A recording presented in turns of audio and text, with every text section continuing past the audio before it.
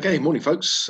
Welcome to the briefing on Friday the 22nd. Someone commented yesterday that, oh, you sounded like you had a cough. Have you had COVID? Yeah, I had COVID 3 weeks ago, and I've got this unpleasant cough that just lingers. So I do apologise. What have we got today? Well, the isobars, if you saw the chart yesterday, were reasonably well spaced, but it was still fairly breezy. 18 knots at flying heights. Now they've tightened themselves up quite noticeably. This is overnight in an easterly direction, and then today probably a little bit closer still, with a sort of trailing weather system in there. It's a cloud system, a cloud feature, nothing more than that. So yeah, winds definitely a feature today, upper winds, but at easterly direction. It's not cold air mass. It's certainly not driving down from the northeast, so it'll be reasonably warm today, but fairly breezy. TAF's slightly longer than yesterday because there's just more layers of cloud, I think. So they're saying 0508 knots. Other places are showing sort of 10 knots on the ground. I think that's probably going to be the order of the day. Prop 30 this morning broken at 1400 feet. I think there has been a little bit of low cloud, but generally it's mid-level cloud that's lurking about, and sometime mid-morning picking up 15, gusting 25. I think that's about right.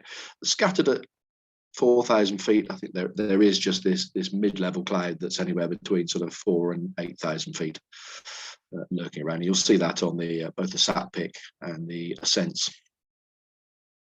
So here's the important one: upper winds. Now down in the channel, most forecasts are showing at flying heights 30-35 knots. Down here, slightly lighter centre of the country, 25 knots. So I think we're going to have 25 approaching 30 at flying heights today. Yeah, very noticeable. Slight northeasterly, not much. I think it'll feel almost easterly, to be honest, today. And stat pic shows this sort of cloud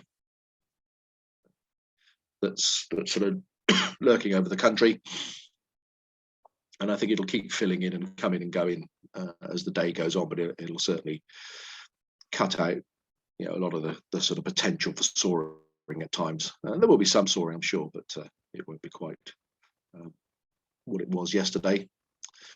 Temperature wise, perhaps a couple of degrees. We got out about 16, 17 degrees yesterday, a couple of degrees lower, I think, today, 14, 15, I suspect, will be the order of the day today.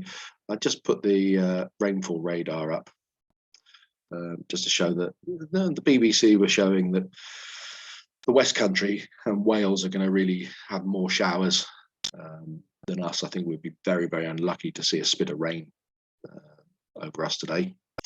And the soundings showing some level of thermal activity, I think perhaps 3,000 feet, but lots of cloud in here between sort of 3,000 and 7,000 feet today. And the actual gives the same sort of picture. These lines are a little bit closer together. There's quite an inversion at lower levels, at about sort of 1,500 feet. If that breaks, yeah, you'll get some soaring, but quite a lot of cloud in this area here. And the lines, as you can see, have come together in various places. I'm sure they will stay together for most of the day. So chance of local soaring, but pretty windy and pretty broken, to be honest, folks. Top meteo, they're sort of showing thermals by sort of midday up to maybe 1,000 meters, 3,000 feet, but not really getting much better than that. More shower activity out to the west and over Wales, but soaring coming and going, I think. And in terms of cloud, they're showing quite a lot of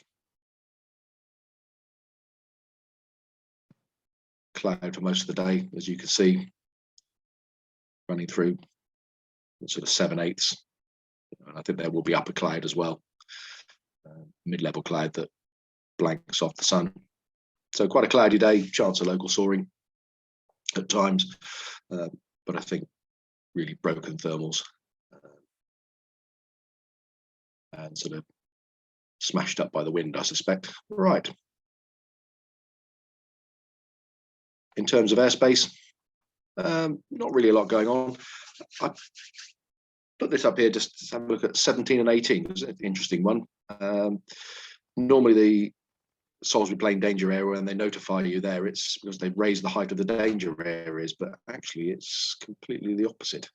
So 17 and 18 danger area activity service is available now, London Info, and the danger areas, Imber and Lark Hill, have been temporarily reduced down to 5,000 feet,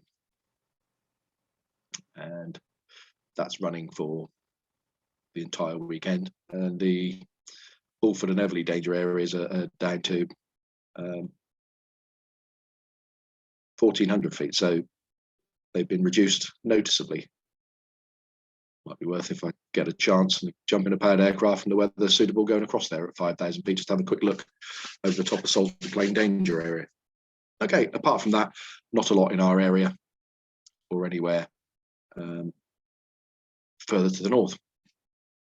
Right, operationally, you saw a jet. Anybody that's here saw a jet on the runway that was doing an engine run, and in theory there's a 727 outbound at 8 o'clock. I don't think that's taken place yet, that I know of, but that's the only notified jet movement today. It does take place. Hopefully it'll be early or not at all. So we'll be out on runway 09, similar setup to previous days, with the aero towing on the runway and the gliders on the grass on the south side of the runway. Bring a coat, folks, because I think it'll feel a bit chilly out there in that breeze, and I'll see you out there.